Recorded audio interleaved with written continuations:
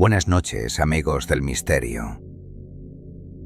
Durante décadas la Luna ha sido testigo silencioso de nuestra curiosidad, pero también esconde secretos que pocos se atreven a revelar. Astronautas, astrónomos y archivos clasificados apuntan a descubrimientos que podrían cambiar lo que creíamos saber sobre nuestro satélite. Esta noche en Doctor Siniestro desentrañamos los hallazgos más extraños en la Luna. Prepárate para cuestionarlo todo.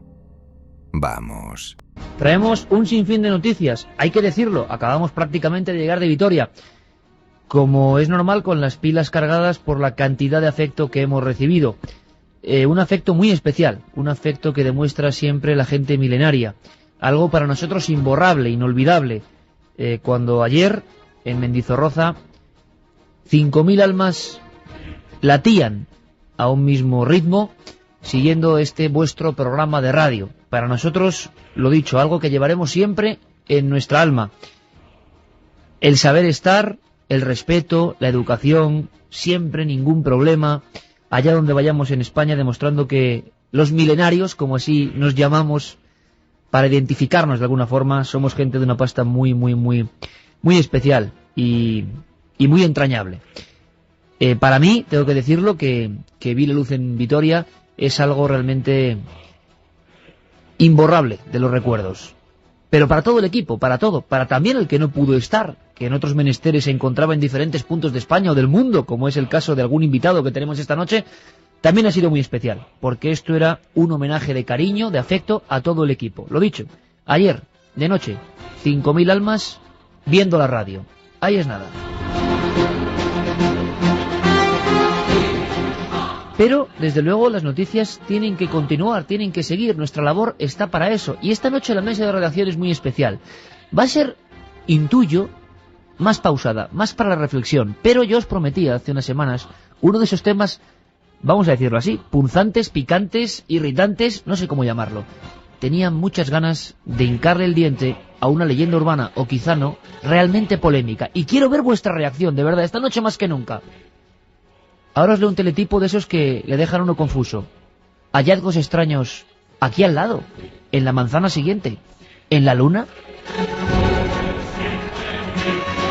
Y es que el teletipo decía exactamente que los eruditos no pueden explicar una franja ancha en la Luna que se parece a una franja, repiten la palabra, de despegue y alunizaje. En fin, la noticia, polémica donde las haya, viene a incidir en una historia que todos los amigos de Milenio bien conocen. Repito por enésima vez. Nuestro equipo, nosotros, aunque hemos tocado el asunto desde el punto de vista periodístico, creemos firmemente que el hombre ha estado en la Luna, claro que sí. Lo que también decimos es que hay algunas fotos curiosas que quizá fueron empleadas o trucadas de alguna manera un tanto incomprensible y que llevan a confusión. También decimos que sobre el mundo de la astronáutica y de esos viajes a la Luna que hace tanto tiempo que no regresamos, ¿no? Desde, pues prácticamente 35 años que no volvemos al satélite, han generado un sinfín de rumores. Y de vez en cuando, pasando el tiempo, nos encontramos con noticias como esta. Leo textualmente. Despedidos altos funcionarios de la NASA ofrecieron el pasado día 30 una conferencia. Y voy resumiendo a mi manera porque si no sería larguísimo. Hablan de un secreto mantenido por el gobierno norteamericano. El secreto sería, en titulares, existen vestigios de construcciones, pone la noticia, el teletipo retransmitido a todo el mundo, humanas en la Luna. Seamos serios, seamos científicos como los científicos que habitualmente vienen a Milenio 3, entre otros el presidente de los astrónomos de la Sociedad Astronómica Española y tantos otros. Esto es para echarse las manos a la cabeza y para decir es imposible. Bueno, partamos de esa base, es imposible, pero sepamos por qué. Preguntémonos por qué ocurre esto, por qué en el mundo hay convulsión, digámoslo así, entre los más ortodoxos y los más enloquecidos, podríamos decir. Y queremos saber los argumentos de los enloquecidos. ¿Qué aportan? Bueno, según ha revelado el periódico Pravda, en el Club Nacional de la Prensa de Washington se celebra esta conferencia. Varios personajes que luego vamos a conocer con Santiago Camacho, quiénes son, de qué pierna cojean de alguna forma, de qué forma están situándose a un lado o al otro de la realidad, de la ortodoxia. lo cierto es que hablan, en resumen, de que en los años 70 astronautas norteamericanos vieron cosas. Con sus cámaras fotográficas, las célebres Hasselblad registraron, dicen ellos siempre, vestigios de construcciones humanas de antigüedad remota. Afirman, la NASA ordenó destruir esas fotos. Ahora van a publicar, y lo han hecho, algunas. No solo eso, dicen que varios astronautas de diferentes misiones han traído un gran secreto a la Tierra y que ese secreto sigue permaneciendo bajo 7 llaves, bajo 7 sellos. Al parecer, incluso se descubrieron microbios en la Luna y en Marte. Todo esto es alucinante. ¿Nos lo creemos? Seguramente no. Pero ahí está la noticia, ahí están los vestigios. Y lo que sí sabemos, queridos amigos, es que cuando hablamos de la Luna se despierta algo muy interno dentro de nosotros, la polémica salta inmediatamente, esta noche en el 7640, estoy seguro de ello, y nos sorprendemos del estudio en vivo, porque hay mucha gente todavía, ojo, no nosotros, hay mucha gente que cree que no estuvimos en la Luna, que hubo un montaje, que un montaje sería muy sencillo de hacer con los medios que tenemos, pero queremos centrarnos esta noche en uno de los temas más candentes, que más ríos de tinta han hecho correr. ¿Ruinas de qué? ¿En la Luna? ¿Ruinas hechas por los propios astronautas artificialmente con sus coches de exploración, o algo más, o se encontraron algo? Quizá para entrar en materia habría que escuchar una de las célebres conversaciones que dieron lugar a tantas polémicas. En los años 60 finales, desde luego aparece esta conversación apócrifa, prohibida, que dicen que es un momento de mucha tensión dentro del comando, digámoslo así, inicial que pisó la Luna, el Apolo 11. Hablan, porque por supuesto está en inglés, de los estás viendo, una sensación muy extraña, están allí, es algo que nunca habíamos visto, y la sensación de censura. Escuchamos.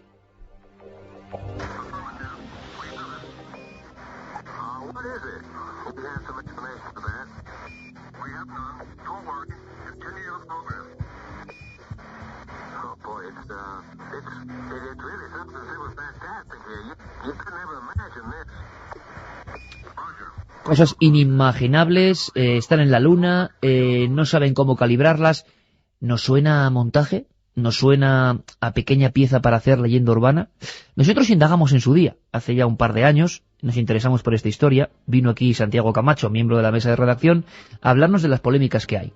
Y quisimos ahondar y hablar con periodistas españoles que aquella noche mítica de la llegada del hombre a la Luna, del gran paso para esta especie de conquistar un sueño de siglos, y decían que ocurrieron cosas muy raras.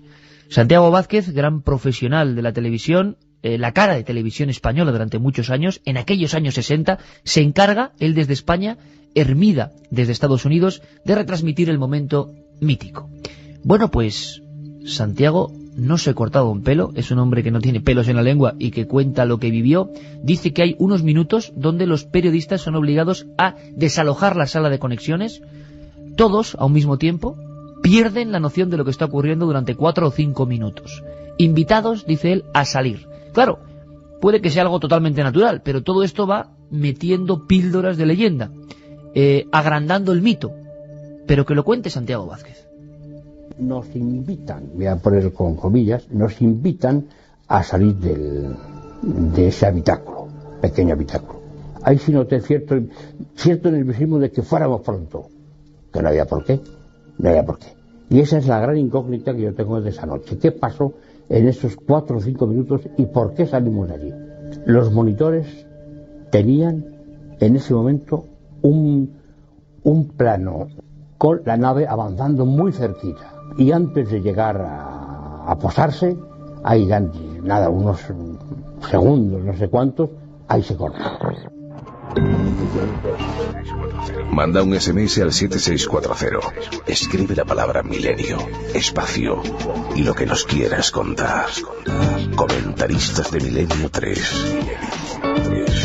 Sabemos que siempre hay alguien al otro lado.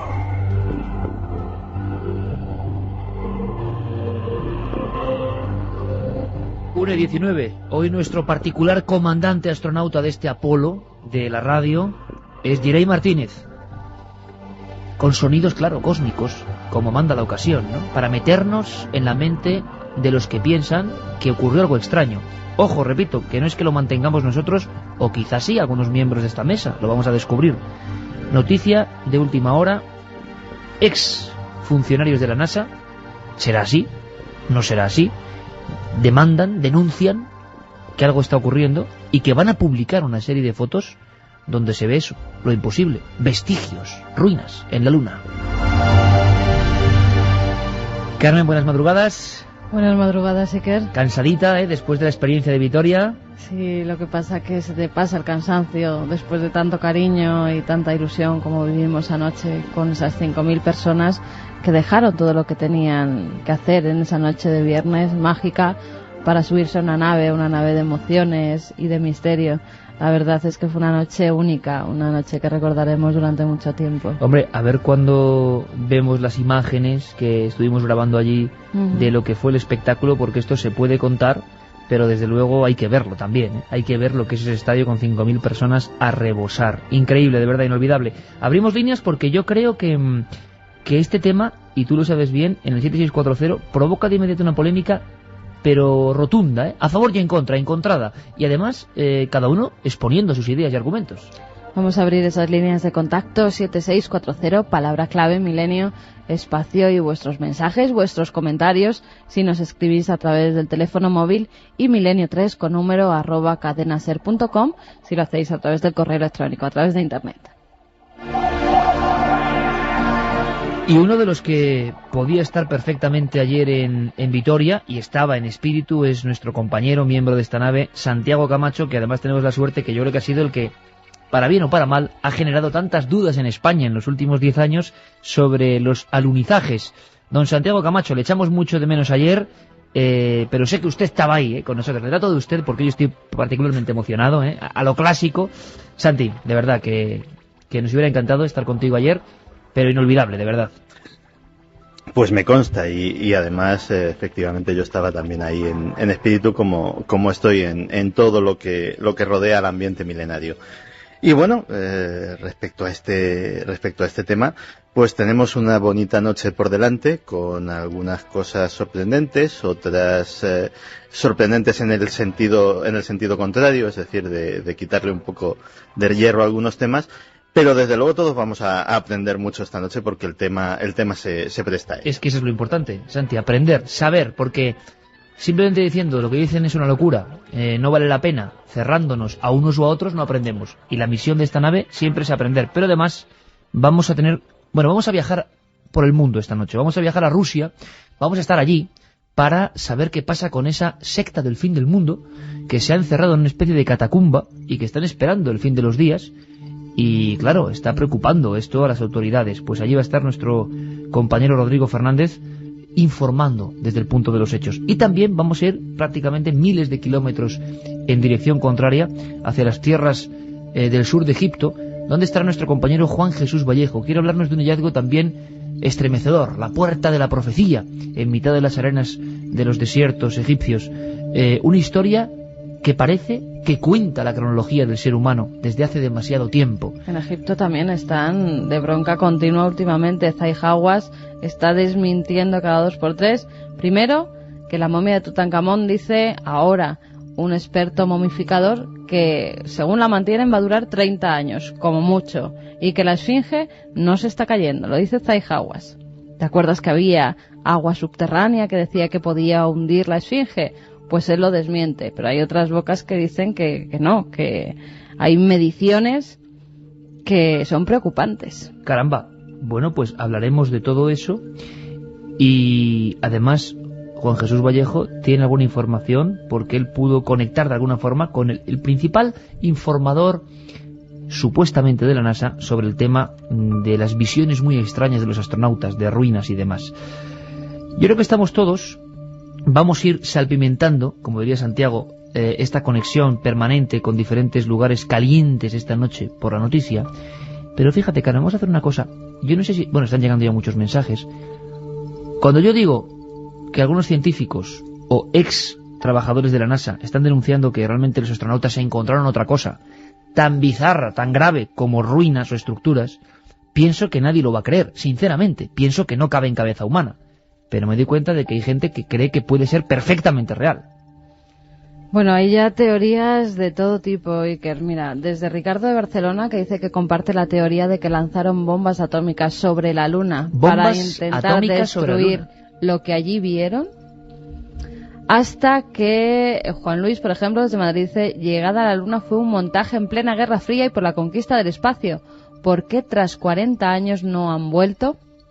Me gustaría, si os parece, porque estamos cerca y debe ser ya muy próximo el programa 600, creo que es el 597, no lo sé exactamente, revisaré las cuentas, pero 2 veces en esos 600 programas hemos hablado de el montaje o no, que yo personalmente creo que no, pero del alunizaje. Pero me gustaría que esta noche nos centráramos sobre todo, si os parece, amigos, en las ruinas, que es como la cara B, ¿no? Ya lo más heavy que hay en el tema de la Luna son las ruinas. O sea que ya hay gente en el 7640 y hoy vamos a prestar también atención muy especial. Hoy sois más especiales que nunca porque queremos que seáis parte fundamental de esta mesa de redacción. También el mail, milenio3@cadenaser.com, porque hay gente que querrá expresar algo más del porqué. Hoy se pueden dar más argumentos. Pero, si os parece, compañeros, empezamos con la noticia. Es decir, hemos escuchado a Santiago Vázquez, el transmisor en España de aquel momento mítico. Mucha gente se pregunta por qué no hemos vuelto, por qué durante 3 años se hacen varias misiones, pero después no se ha vuelto a la Luna, que está aquí al lado. Y tu opinión personal, o si hay que dar más datos concretos. ¿Qué ha pasado en esa conferencia? ¿Y quiénes son estas personas, estos supuestos científicos ex de la NASA, que de repente están amenazando y diciendo que van a soltar una cantidad de información gráfica que nos va a hacer temblar y va a hacer reescribir la historia? Pues vamos a ver, esto sucede pues hace apenas unos días en el Club Nacional de Prensa de Washington, que es un lugar donde se celebran ruedas de prensa con cierta asiduidad, generalmente para temas de relativa importancia.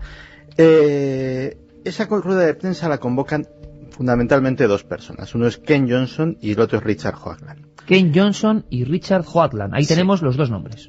Richard Hoagland es un personaje que, si no le suena a los oyentes de Milenio 3, les debería sonar, porque está detrás de muchas historias que nos han sorprendido y nos han asombrado a lo largo de estos años relativas al espacio. Él fue el principal promotor de toda la famosa historia de la cara de Marte, de las posibles ruinas marcianas.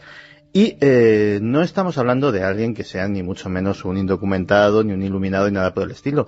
Cuando hablábamos de esa retransmisión que hacían Jesús Hermida, José Antonio Silva, Santiago Vázquez, en el lado americano, los norteamericanos, como aquí recordamos a Hermida, recuerdan la voz de Walter Cronkite. Cronkite, claro. Pues él era el asesor científico del programa de Walter Cronkite. O sea, él estuvo asesorando científicamente durante muchos años, y especialmente esa noche mágica del alunizaje, y por tanto era un divulgador científico de reconocido prestigio. Y digo era porque cuando empezó a meterse en cosas más o menos heterodoxas, pues también empezó a cerrarse puertas de alguna manera. Y a ser despedido, me imagino, ¿no? Correcto. Y bueno, pues... Y por cierto, Santiago, la pasión de él porque en la Luna se esconde algo empieza justo a partir de esa noche del 20 de julio del 69. No, la historia de Hoagland empieza con Marte. Él es uno de los primeros en dar crédito a la historia de que efectivamente existe una serie de ruinas en Marte, no solamente la cara.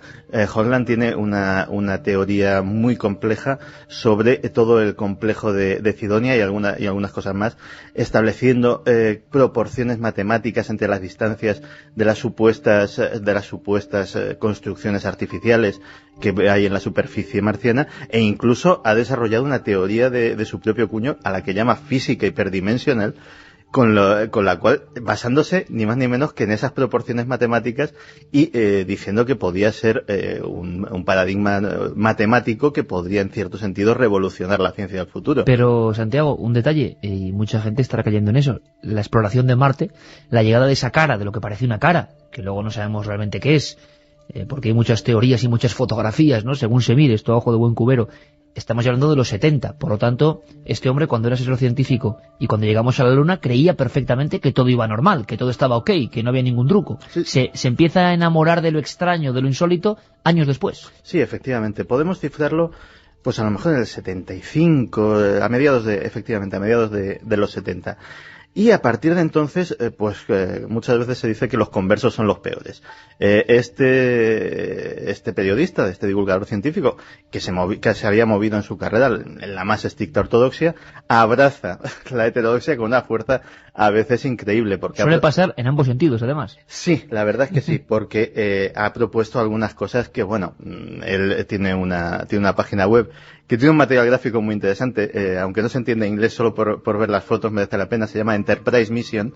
Enterprisemission.com. Sí, y allí está pues todo el material gráfico de sus teorías sobre las ruinas lunares, sobre las ruinas en Marte, y algunas incluso más bizarras, más extravagantes, como por ejemplo que Japeto, una de las lunas de Saturno, es ni más ni menos que un satélite artificial, una especie de estrella de la muerte, para entendernos los que hayamos visto la Guerra de las Galaxias, que está ahí colgada, y bueno, pues él, durante una serie de páginas razona su descubrimiento. Claro, si uno se cree todas las teorías de Richard Hoagland, es que todas pasan demasiadas cosas para el mismo sistema solar. Es decir, por fuerza, yo creo que en la comunidad escéptica es un individuo que lógicamente está tildado de engañabobos, de charlatán, etcétera, etcétera. Yo, que le he seguido mucho, no creo, honradamente, no dudo de su honradez, pero sí dudo de que muchas veces su objetividad se ve nublada por un exceso de entusiasmo bastante importante. Entonces, este señor es el principal, digamos, promotor de esta en rueda de prensa. El teletipo ha dado la vuelta al mundo, surge sobre todo en Rusia, que últimamente dan mucha atención a estos lados oscuros del descubrimiento lunar o del hallazgo o de la llegada. Plantea que hay unas fotografías, presenta algunas fotos de supuestas ruinas y dice que se guarda más en la faltriquera, ¿no? Que ya veremos cuándo sacó las siguientes. Bien, ruinas en la Luna, ¿por qué? ¿Fotografiadas de verdad y por quién? Exactamente, él, claro, da esta rueda de prensa, pero se guarda un as en la manga. Y ese as en la manga se llama Ken Johnson. Ken Johnson es un señor que ni más ni menos fue el responsable de la gestión de todo el material gráfico, filmaciones y fotografías que trajeron las misiones Apolo de la Luna. Él se encargaba del revelado, de desviar a los departamentos de interpretación, etcétera, etcétera, los diferentes materiales gráficos, el archivo, etcétera, etcétera, tanto de vídeo. Un hombre clave del tema gráfico de lo que llegaba de la Luna. Y Ken Johnson se descuelga con lo siguiente en esta rueda de prensa. Que Ken Johnson, al que curiosamente, o no tan curiosamente, el caso es que le han despedido hace poco. Y se descuelga con esto. Él tiene constancia de que existen esas fotografías, y tiene algo más que constancia. Tiene las fotografías. Cuenta que le ordenan en determinado momento que una serie de fotografías más o menos comprometedoras que tendrían las pruebas de la existencia de estructuras artificiales sobre la superficie de la Luna, se le ordena destruirlas. Y él aparentemente lo hace, pero consigue sacar unas copias particulares pues para conservarlas por razones que solo podemos suponer, pues desde por razones sentimentales, por creer que estaba protegiendo un secreto, o quién sabe si para lucrarse posteriormente. Que no debe ser tan fácil, un secreto de tal calibre que alguien lo saque, por muy Ken Johnson que sea. Efectivamente. Pero en fin.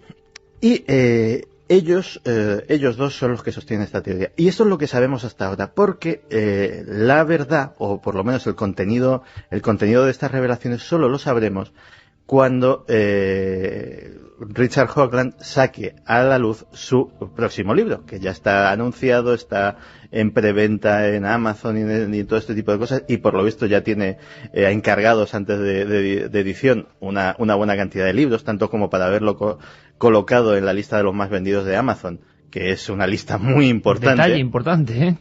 Es decir, que el tema por lo menos atrae, y yo que no he tenido ocasión de ver la rueda de prensa, pues esa respuesta nos indica que debió de dar argumentos bastante convincentes para ello. Y bueno, pues así está la cosa. Esas fotografías serían fotografías procedentes de las misiones Apolo y de alguna sonda espacial anterior, pero hasta ahora no sabemos más que una pequeña muestra, apenas una fotografía aérea que muestra pues lo que podría ser un complejo de líneas que asemejan una ciudadela, unas callejas, ¿qué ves tú, unos Santiago, callejones. en las fotos que se han presentado, cómo podemos contarlas para que la gente las vea? Hablan de una especie de pistas, en plan Nazca lunar, ¿no?, de grandes dimensiones, que ellos asemejan con lugares, entornos donde alguien pudo aterrizar y despegar. Claro, lo que pasa es que tampoco estamos hablando de una historia en absoluto nueva, por ejemplo, en 1966, el 20 de noviembre, se descubren lo que se llamó las cúspides de Blair, o para el común de los mortales, los obeliscos de la Luna. Y es que existe el Lunar Orbiter 2, tomó una serie de fotografías... Antes de llegar al hombre a la Luna. Sí, mucho antes, estamos hablando del 66, y tomó una serie de fotografías, era una sonda de reconocimiento fotográfico. Y bueno, pues el Johnson de aquel momento, que era un señor que se llamaba William Blair, al revelar algunas de estas fotografías descubre unas anomalías muy interesantes. Son unos puntitos, apenas discernibles, pero que proyectan una sombra alargada, muy alargada y muy larga sobre la superficie lunar. Una sombra incluso en algunos casos superior a la milla de longitud. Estaríamos hablando que por el tamaño, por la forma de la sombra, se deduce que esos puntitos en realidad son unas cúspides. De hecho, la cosa llegó a tener cierta trascendencia en su momento porque el Pentágono tomó cartas en el asunto, porque empezaron a ver que esas aristas afiladas que salían de la superficie lunar se llegaron a plantear y se estuvo estudiando durante algún tiempo si no podían ser misiles soviéticos, es decir, que los rusos en secreto hubiesen llegado antes a la Luna y estuviesen una batería de misiles apuntando a los Estados Unidos desde allí. Incluso se llegó a eso. De hecho, aquí tengo un par de... dos reliquias muy anteriores a esta rueda de prensa. Efectivamente, y estas teorías. Dos libros, uno francés y otro norteamericano, fechados pues en esas fechas, en 1975. Cuéntanos. 76, y uno de ellos firmado por un tal George Leonard. Es una traducción francesa que pillé en un momento, pero que yo no leo nada bien el francés, pero me llamaron mucho la atención las ilustraciones. ¿Por qué? Porque, y ahora me llaman mucho más, porque son exactamente unas ilustraciones hechas a mano. El libro está repleto de dibujos, pero son unas ilustraciones hechas a mano que muestran justamente las mismas fotografías o a estructuras de aspectos muy similares a las fotografías que está ahora mismo en esta rueda de prensa luciendo esta pareja, ¿no? ¿Libro francés? ¿De qué año es ese 1976. Libro? 1976. Se hace 31 años, un autor francés reflejaba su teoría más o menos conspiranoica sobre que los astronautas vieron algo en la Luna y esas fotografías fueron censuradas y las dibuja, puesto que no tiene las fotos. Exactamente. Y ahora Santiago Camacho comenta que es curiosa la similitud entre esas fotos, algunas que han presentado estos disidentes de la NASA de alguna forma, y esos dibujos. Inquietante cuando menos. La NASA, Carmen, hizo un comunicado de alguna forma, o contra, no sé... Sí, pero tampoco dijo mucho. Pero lo curioso es que algo ha pasado, es decir, algo ha hecho daño o algo ha sido realmente popular en su respuesta mediática para que la NASA se tome interés, ¿no? Habitualmente la NASA no tiene ni por qué responder a estas teorías más o menos conspiranoicas. Bueno, él dijo, Michael Blocks es el que hizo ese comunicado, es el Relaciones Públicas de la NASA. Lo primero que hizo fue desmentir que Kent Johnson fuera un empleado directo de la NASA. Decía, le da poca importancia, como que era un empleadillo de una empresa. Hay que un luego... truco ya, ¿eh? Lo de empleado directo. Bueno, señores, ¿es empleado o no es empleado? Lo directo ya nos da igual. Luego ya incluso hasta él mismo se desdice y dice que bueno, que si fue empleado a lo mejor lo era del Centro Espacial Lyndon y que no tenía una relación directa. Y dice que no, que la NASA nunca, durante su misión a la Luna, ha destruido ninguna prueba, sino que son archivadas por un departamento especial, que por eso nadie ha podido tener acceso a ellas, pero que en ningún momento se han destruido ninguna fotos ni nada que haya venido de la Luna. O sea, Carmen, el responsable, digamos, de Relaciones Públicas de la NASA sí que sale al paso, por lo tanto ya intuimos que esta rueda de prensa del día 30 de octubre ha creado cierta polémica más allá, porque hace poco estaba Buzz Aldrin, Buzz Puñetazos Aldrin, sí. El hombre de la mano rápida, porque ya sabéis, lo comento esto simplemente porque el amigo Buzz, cuando de repente se encontró un periodista de estos conspiranoicos o apoloescépticos que no creen que hemos llegado a la Luna, y le llevaba una Biblia al hombre, bueno, hay varias versiones, ¿no? Vimos las imágenes en Cuarto Milenio en el primer programa, pero se le acercó diciendo, júreme ante la Biblia que usted ha estado en la luna. Y el mamporro que le suelta Buzz Aldrin es digno de Cassius Clay, de verdad, es algo impresionante. Entonces, el amigo Buzz ha estado aquí en Madrid, un hombre un poco así aguerrido. La mayoría de las fotos de la luna que todo el mundo dice, el comandante Armstrong en la luna, son de Aldrin, que le hizo una pequeña jugarreta. Se dejó hacer todas las fotos y él apenas hizo ninguna, y el pobre Armstrong apenas sale en la luna. El que sale ahí con buena planta es Aldrin, las fotos maravillosas. Por otro lado, le preguntaban en Madrid, una vez más, el pobre Aldrin tiene que cargar con el San Benito de que siempre la pregunta que todo el mundo le hace es, bueno, pero ¿realmente han estado en la luna? Y él se siente muy molesto y dice que no va a dar ni un minuto más. Curioso que la NASA sí lo haya hecho y haya salido a la contra de este comunicado, quizá porque sí que tiene algo importante, quién sabe, ¿no? Hay un par de puntualizaciones sobre este comunicado de la NASA. De entrada, efectivamente, es interesante que lo hayan hecho. Segundo, en cuanto a si Johnson trabajaba o no trabajaba para la NASA. Recuerdo un caso también muy curioso, que no tiene nada que ver con esta historia, pero sí tiene que ver al menos con estos métodos, que es el caso de Bob Lazar. Bob Lazar fue un hombre que se hizo muy famoso hace unos años porque afirmaba haber trabajado dentro del Área 51, de esa base secreta en la que se supone o muchos piensan que pueden tener guardados prototipos de ovnis o ovnis estrellados, este tipo de cosas. Y bueno, contó una historia que venía a confirmar esto. Automáticamente el Departamento de Defensa declara que este señor es un farsante, que no ha trabajado nunca para ellos, y así se queda la historia hasta que por fin, durante muchos años, Lazar además se queda completamente desprestigiado. Es un individuo que tiene una depresión muy fuerte, en fin. Una campaña mediática en contra. Sí, afecta mucho a su vida personal, hasta que un periodista consigue encontrar su nombre en un listín telefónico del Departamento de Defensa, que por accidente había sido desechado, había sido tirado a la basura. Lo encuentra y se encuentra ahí a Bob Lazar figurando, que ya no figuraba en ningún otro tipo de archivos, en ningún registro informático, en la seguridad social, en ningún sitio. Su historia había sido borrada por completo. Con lo cual, a veces este tipo de cosas tienen sus precedentes, ¿no? Bueno, mira, además lo que dice Aldrin no solamente es la llegada a la Luna, sino también que hay vida inteligente allí fuera, ha declarado, pero que la humanidad nunca contactará con ella. Hombre, a mí un hombre que diga nunca, yo estoy acostumbrado a que nunca digas nunca jamás, como decía aquel. No, es que, claro, estamos viendo, y luego lo veremos con Carlos Cala en La Ciencia. Menudos hallazgos científicos de última hora, todo puede suceder. 1:41. Sigue la historia, están preguntando por el célebre documental de Mirlo Rojo, emitido por Televisión Española, de Juanjo Benítez, de qué son esas ruinas, qué estaban viendo, había algo más de ruinas, que han visto una filmación de un cobertizo en la luna, cosas insólitas, pero que es cierto que se han emitido en Televisión Española en este caso. Ahora vamos a hablar de eso. ¿Por qué no? ¿Por qué no? Batería de opiniones y argumentos, mientras Santiago Camacho, como siempre de forma magistral, va dosificando la información. De momento sabemos quiénes son esos individuos que han montado este tremendo follón, qué es lo que tienen, y sabemos ya que había otros autores que habían dibujado o imaginado esas ruinas y que coinciden con las fotos que al parecer unas se han presentado, otras se presentarán. Ruinas en la luna, imposible, desde luego. Vamos a ver qué dice la gente, los comentaristas de Milenio 3. Pues vamos con los mensajes que nos llegan al 7640, ya sabéis, palabra clave, milenio, espacio y vuestros comentarios, lo que vosotros opinéis, como Ion, que nos dice, está claro que allí se encontraron algo demasiado tiempo sin volver. Yo creo que hay ruinas y ya veremos si no hay nada más. Un abrazo a todos. Pues en televisión salió el presidente de Estados Unidos de aquel entonces diciendo que fue un montaje para adelantarse a la URSS. Lo inquietante es que llegaran. No, pero bueno, eso es una leyenda urbana terrorífica. Kennedy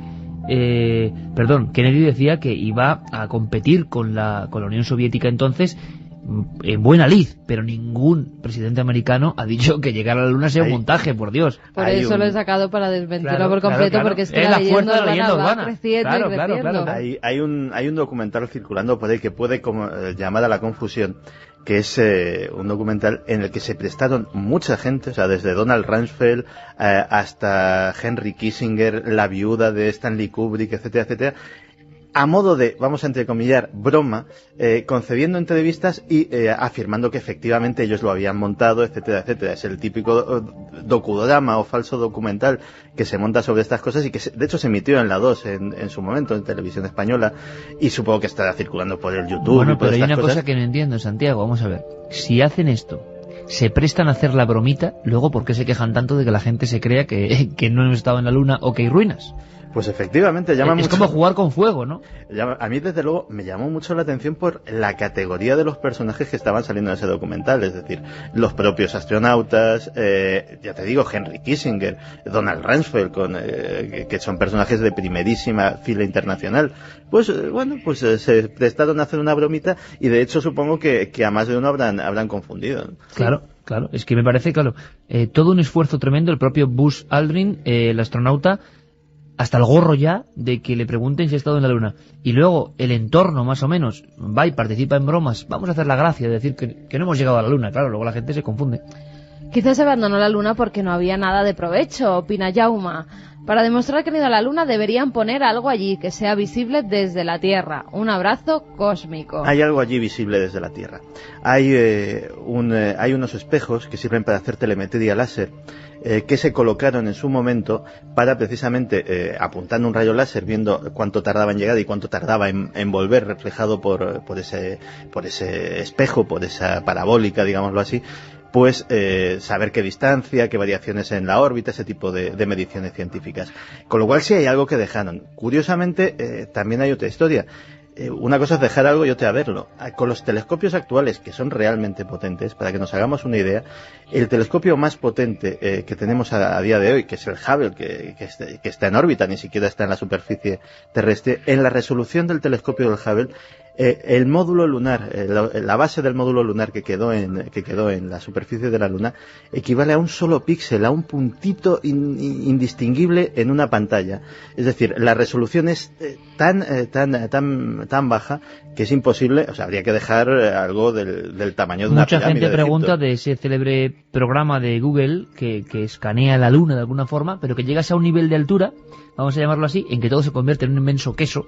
Y claro, esa broma también ha hecho que mucha gente piense, claro, están ocultando, porque no pueden mostrar la bandera, ni pueden mostrar el módulo lunar. En definitiva, las teorías, las suposiciones, las conspiraciones en formación, evidentemente.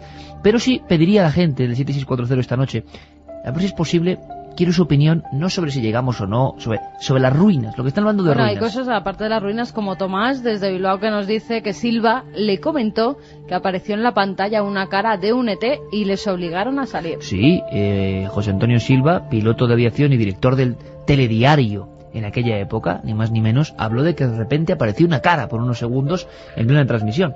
Se convirtió en otra leyenda urbana, ¿no? En la Luna hay carreteras y monolitos, al igual que en Marte se ven claramente construcciones artificiales. Bueno, aquí habría que decir una cosa muy interesante, ¿no? Cuando Schiaparelli habla de los canali de Marte, nadie le cree, evidentemente. Y luego los descubrimientos marcianos, lo hablábamos con Miguel Gilarte, ¿no? De la presidenta de la Asociación Astronómica Española. Es verdad que de alguna forma esos canales existen, ¿no? Lo que pasa es que la interpretación que se le daba como manufacturados o hechos por una civilización, pues no, o quién sabe. Pero, o sea, carreteras, pistas y construcciones, y mucha gente lo cree. Y no solo eso, Claudio desde Baeza nos dice, pues puede ser que tiraran bombas atómicas para destruir lo que vieron y no hayan vuelto por miedo a la radiación, porque puede quedar radiación, ¿verdad? Bueno, yo creo que ya se incorpora nuestro compañero Carlos Largo. Vamos a hacer la llamada, la conexión, vamos a viajar hasta el sur de Egipto, porque creo que es necesario que, a pesar de que Juan G. Vallejo va a hablarnos de otros temas muy diferentes, se incorpore a esta tertulia, ¿te parece, Santiago?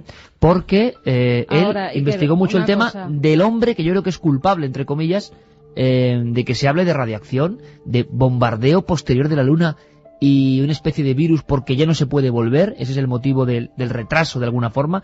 Anuncios ahora de Bush que se han perdido un poco en el tiempo, de que en el 2018 regresaremos a la Luna. La gente se pregunta por qué no hemos vuelto si estamos allá al lado a nivel cósmico. Es que la mayoría de la gente, por los mensajes que nos llegan, no creen que hayamos ido a la Luna, ¿eh? Ya, sigue... 70%, así a bote pronto, de personas, 70 o más, 75%, que no creen que hayamos llegado a la Luna, que creen que fue un montaje de Estados Unidos, y el resto que sí, dicen que sí que hemos llegado. Y cuidado que lo vimos ayer, lo vemos siempre, ¿no? Que hay muchos científicos que a veces muestran su verdadera cara o su pasión cuando conectan con Milenio o cosas que no pueden decir. Gente de lo más normal, vosotros lo sabéis. En el año 2002, Santiago Camacho vino aquí por vez primera a hablar de los interrogantes en torno a la Luna. Creo que en el 2005 o 2004 finales hicimos otra. Y ahora es el 2007. Las 3 veces se colapsó el sistema de mensajes y el porcentaje era más o menos así o inferior. 70% creía que no habíamos estado en la Luna y yo me sigo quedando asombrado, porque siempre digo que sí, pero la Santi, gente dice ¿tú lo crees o no? Vamos a ver. Santiago, te dice, que hemos estado... te por dice Dios. Molinaro. Hola amigos, y Santiago dice que hay grandes espejos en la Luna colocados por las personas. ¿Cómo puede ser que defendiera que el hombre nunca pisó la Luna? Pero... ¿Ves? Es que ¿Ves? esa es la... Pero Santi, eso me pasa a mí siempre. Yo digo, por ejemplo, esto no es un ovni, y la gente me dice, oye, decías que era un ovni, ¿pero por qué? O sea, no sé, hay una sensación muy extraña, ¿no? Vamos a ver, yo en su momento me dediqué, porque me llamó mucho la atención y me pareció un tema apasionante, a investigar sobre todo las biografías y los argumentos de la gente que decía que no hemos ido a la Luna. Yo tengo mi opinión personal y la voy a decir aquí por enésima vez.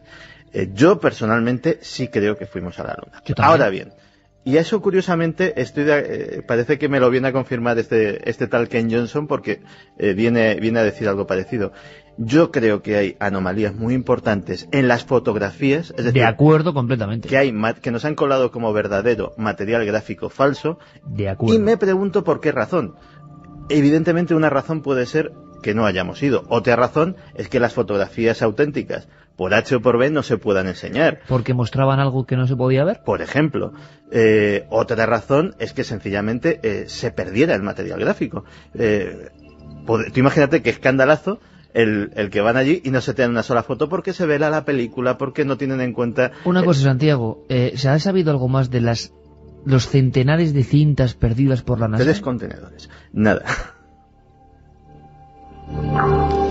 A todo esto añadimos que la NASA, ¿os acordáis, verdad? Es que las noticias vuelan y nadie se acuerda. Perdió centenares de cintas de la grabación primigenia y no han vuelto a aparecer.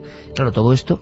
Pero a las 2 menos 10 prácticamente, en algún lugar de Egipto remoto, donde vamos a descubrir cosas apasionantes como siempre, está nuestro querido Juan G. Vallejo. Adelantamos su conexión porque quiero que nos cuente algo de esas ruinas, de esas teorías, de esos mirlos que hablan, escapándose de alguna forma del férreo seguimiento de la NASA. Pero antes, sobre todo, me gustaría saber qué está viendo ahora mismo nuestro querido Juan G. Vallejo. Juan G., buenas noches en Egipto. Hola, buenas noches, ¿cómo estás, Iker? ¿Cómo estás tú? Yo muy bien, con un poco de frío y acribillado por los mosquitos, que llevo aquí media hora esperando en la orilla del Mar Rojo y estoy pues en medio de la más absoluta nada. Estoy en el desierto. No te quejes, que fíjate qué visión tienes, ¿eh? Media hora ahí paseando en solitario. La visión que tengo es increíble, o sea, es de una, bueno, pues total y absoluta soledad, una total y absoluta paz. Las luces más cercanas que veo están, calculo, como unos 20-25 kilómetros a mi derecha. Enfrente mía, como unos 30-40 metros, hay una barquita pequeña de pescadores, y si me acerco un poquito más a la orilla, pues yo creo que incluso podréis escuchar el ruido del Mar Rojo. Sí, lo escuchamos, porque además hay que decir que la conexión suena fenomenal, así que vamos a aprovecharlo. Luego vamos a hablar de la Puerta de la Profecía, de monasterios llenos de secretos, pero Juanje, te llamamos porque tú además conseguiste que pudiéramos escuchar y ver a Alan Davis. Alan Davis sería el siguiente misterio. Bueno, la gente nos está acribillando y mucha gente habla también de ese documental en televisión española, dentro de un programa que además yo lo he vuelto a ver y tengo que decir que la imagen era espectacular. Uno, cuando está dentro de la tele, también valora lo que es hacer las cosas con un tono de imagen. Hay una producción costosísima y tremenda y hay planos impresionantes, pero hay un capítulo de Mirlo Rojo, se llama así, ese capítulo de Planeta Encantado, JJ Benítez. Yo digo que es un trabajo excelente, pero en ese capítulo, cuidado, hay muchas anomalías. Y muchos, y tengo que decirlo y no hay ningún problema, y lo dije en su día, nos quedamos asombrados, porque de repente aparecen unas filmaciones, recreaciones, suponemos, porque claro, de los astronautas filmando una serie de ruinas, lo que parece una especie de cobertizo, y una serie de cosas. Todo esto parte de Alan Davis, y me gustaría que nos lo presentaras y que nos contaras un poco qué sabe este hombre y qué dijo. Vamos a ver, Alan Davis, según narró él en Sevilla, porque él va a Sevilla por la multinacional ITT como ingeniero en telecomunicaciones. Alan Davis fue ingeniero en telecomunicaciones muy muy importante de la NASA, del proyecto Apolo, y según decía él, era el ingeniero de telecomunicaciones. Según decía él, te lo digo porque yo tengo esa filmación, esa grabación, que sí que es buena al 100% y no tiene ningún tipo de falsedad. En esa grabación, bien, lo que él decía es que era el ingeniero de la NASA que estaba en la isla de Antigua recibiendo la señal directa del Apolo, y él rebotaba la señal desde Antigua hasta Houston, con lo cual era el primero en ver las imágenes de la NASA. Entonces él me decía que había toda una serie de imágenes que no salían al público, y entre esas imágenes describe perfectamente, y ahora porque estoy en Egipto, pero bueno, cuando llegue a España, si queréis, lo busco de mi archivo. Sí, y lo pusimos en Cuarto Milenio, lo recordarás, que salía Dan Davis ahí en un jardín. Efectivamente, hablando a mí el que me da esa información es José Luis Hermida, que es un profesor de inglés, que además periodista, y que hacía una sección de temas de misterios en Canal Sur Televisión. Entonces, a mí, una de mis conversaciones que tuve con él en Sevilla, cuando me dijo que había entrevistado a Dan Davis y que tenía un vídeo en el que este señor, repito, ingeniero de ITT en España, que fue a Sevilla para la Expo, para la exposición del 92, que él tenía un vídeo donde Alan Davis comentaba con todo lujo de detalles cómo él estaba en la isla Antigua y recibe una señal de ruinas en la Luna. Además, no es que diga que recibe una señal de ruinas en la Luna, es que describe perfectamente cómo son esas ruinas. ¿Y cómo son, Juanje? Las ruinas es lo que las describe exactamente es de unas piedras grandes con ventanas o puertas, no sabía describirlo porque tenían una altura como pequeña, como si los seres que vivieran allí serían o fuesen algo más pequeños que los seres humanos. Esto ya sí que es una gran suposición, pero vamos, describe perfectamente las construcciones, y no una o dos, sino que había varias y perfectamente delimitadas, ya te digo, con ventanas o puertas de un tamaño pequeño, para que seres humanos o seres de otro tipo pudieran entrar y salir de ellas. Esa es la base que yo me imagino, que porque nunca lo confirmé, llevo un tiempo que tuve amistad con Juan José Benítez, luego ya la perdimos definitivamente, y que esa es la fuente que tuvo Juan José Benítez. Entonces, no podemos demostrar que la fuente de Juanjo Benítez, que él por supuesto mantiene en secreto como debe ser, sea el mismo Alan Davis, pero muchos suponen que sí, ¿no, Santiago?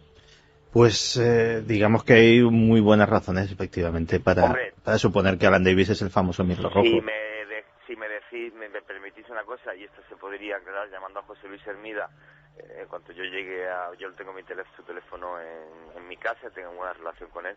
A mí, José Luis Hermida me comentó que efectivamente que JJ Benítez conocía a Alan Davis. Entonces, bueno, lo cierto o no, Juanje, en el año 92. Y en el 2004, si no me equivoco, se emite ese programa, con gran audiencia, por cierto, de Mirlo Rojo. Se reproduce ahora, además, por internet de una forma tremenda. Hoy nos hemos quedado muy sorprendidos al volver a verlo. Y fíjate, como es tan interesante lo que vamos a contar, como Santiago Camacho ha hecho lo mismo que hizo yo, que es ponerlo, lo mismo que hice yo, ponerlo y volver a verlo, ¿no? Y hay tantas sensaciones, pues yo creo que podíamos dejarlo para la segunda hora, comentar qué se ve, qué no se ve, qué creemos, qué enorme irracionalidad es todo esto. Evidentemente yo pienso que es imposible, yo me adelanto, yo pienso que es imposible. Pero las imágenes son de una recreación, eso es una cosa que claro, pero sería una recreación imágenes inéditas, hipotéticamente de algo que estaba ahí en un tiempo, ¿no? O que sigue ahí, porque luego la teoría ya más bizarra es que encima no hemos vuelto porque, conscientes de esas ruinas, todo eso se bombardea. Claro, decir esto cuando hoy el ser humano, de alguna forma, yo pienso, puede cartografiar cada milímetro de la Luna, aunque luego, claro, viene Santiago y me cuenta que sí, cada milímetro, pero que todas las imágenes al final no son tan cercanas. No tanto milímetro, para que nos hagamos una idea todos. De esas imágenes lunares que tenemos, cada píxel, cada puntito, sería el equivalente a un bloque de casas. Es decir... O sea, que unas ruinas, pero unas muy grandes, unos obeliscos... Bueno, vamos a hacer una cosa. Continuamos porque el tema es apasionante y terminamos luego conectamos de nuevo con Juanje, por supuesto. Batería, ¿de qué está pensando la gente? Porque yo estoy muy sorprendido. Bueno, Antonio desde Córdoba nos dice sí llegaron y se recogió gran cantidad de información, que por eso no ha hecho falta volver otra vez a la Luna. Yo he visto el documental de la broma sobre la llegada a la Luna. Hay que tener criterio, no se invadió un país como dicen al final. Hay un documental que cuenta que se dejaron un año una caja con una cámara en la Luna y cuando la trajeron y la analizaron encontraron que las bacterias habían crecido. Otra gran teoría. ¿Sí? Buenas noches, milenarios. José desde Valencia. Yo creo en las ruinas de la Luna y que eran de antiguas civilizaciones. Los americanos lo destruyeron todo. Yo creo que en la Luna se encontraron algo mucho más que cráteres. Lo que pasa es que no les interesa que lo sepamos, nos dice Milo. ¿Qué tienen esos individuos? Es bastante cara y un pedazo de visión comercial que ni esa bebida de cola que todos conocemos. Qué bien la de dinero que van a sacar con ese libro, nos dice Noemi. ¿Por qué no hay sondas alrededor de la Luna que nos aclararían mucho de la superficie y posibles cambios de ella? Pues seguimos en este dossier especial en Egipto, Juan G. Vallejo, y aquí nosotros. Y con muchos misterios. Ahora las noticias, enseguida volvemos.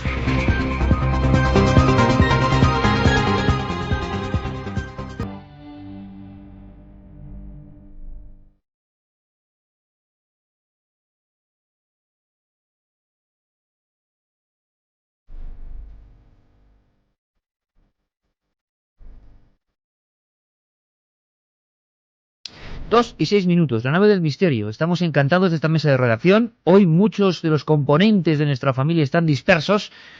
Coincidíamos con Luis Álvarez, que se ha quedado en Vitoria, por supuesto, siguiendo nuevas historias.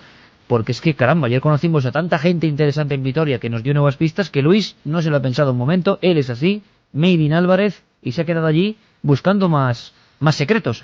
Y a Juanje lo tenemos en Egipto, pero quiero que participe, como estaba haciéndolo, diseñando la historia de otro personaje, Alan Davis, que provoca este enorme seísmo increíble, pero que está ahí y que en la opinión pública ha calado. Y en el oyente de Milenio 3, que es de verdad, y está demostrado y estudiado, un oyente de un amplísimo abanico de posibilidades, de todo tipo y de creencias, pues sí que se piensa que realmente hay gato encerrado y que lo de las ruinas puede ser verdad. Nos parece increíble, repito.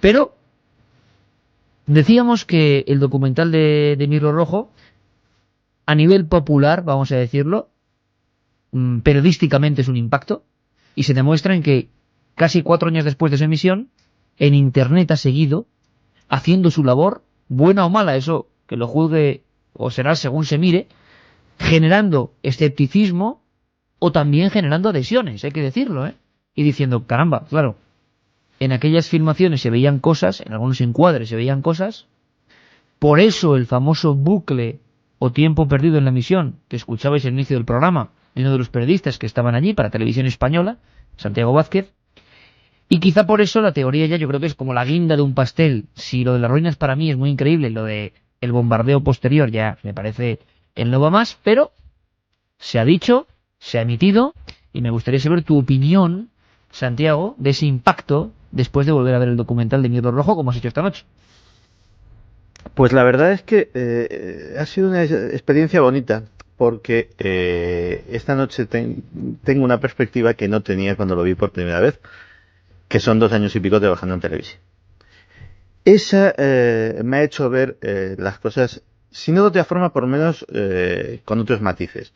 Evidentemente la historia es apasionante, lo que se cuenta en ese documental es francamente impactante, pero muchas veces en Cuarto Milenio nos hemos visto obligados a no contar historias porque no teníamos material para contarlas.